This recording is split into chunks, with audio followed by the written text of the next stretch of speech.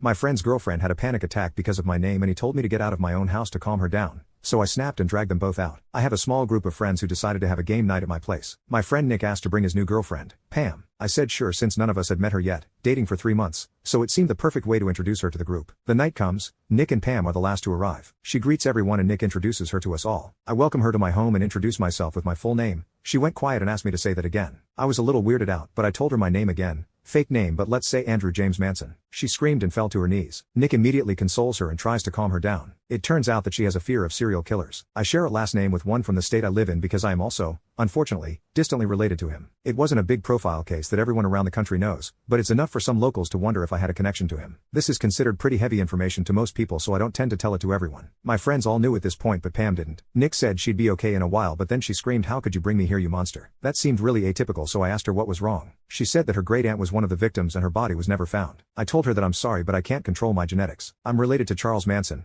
Again, not the real name, but that doesn't mean I'm gonna delete anyone like he did. Then she screamed for me to get out and Nick told me to leave until she calms down. I snapped and that this is my house, so you should leave. He said to be reasonable and understanding cause this is a hard thing for Pam to come down from. But here's where I may be the a-hole. I grabbed my keys from the kitchen and when I went by the living room I heard Pam say, "I can't believe you brought me to a murderer's house." So I snapped. I shouted at her that she has a lot of nerve acting this way the first time we meet her, and how dare she demand that I leave my home and call me a murderer. I grabbed her and Nick's things, threw them at them and demanded they leave right now. Pam wouldn't stop screaming and crying and Nick asked me to be reasonable. I told him to F off if he's okay with his girlfriend insulting me like this. After I kicked them out, our other friends began arguing about how I could be such a dick to someone having a panic attack. The others defended me and think that Pam was out of line and Nick didn't do a damn thing to defend his friend against his girlfriend of 3 months. That it's her own fault for being overly dramatic and demanding just because of a panic attack and Nick is only enabling her. Nick has demanded an apology for Pam and him and I told them both it ain't gonna happen after the way she disrespected me. The petty part of me started calling my place the murder house in the group chat with my friends on my side. I think it's gonna stick.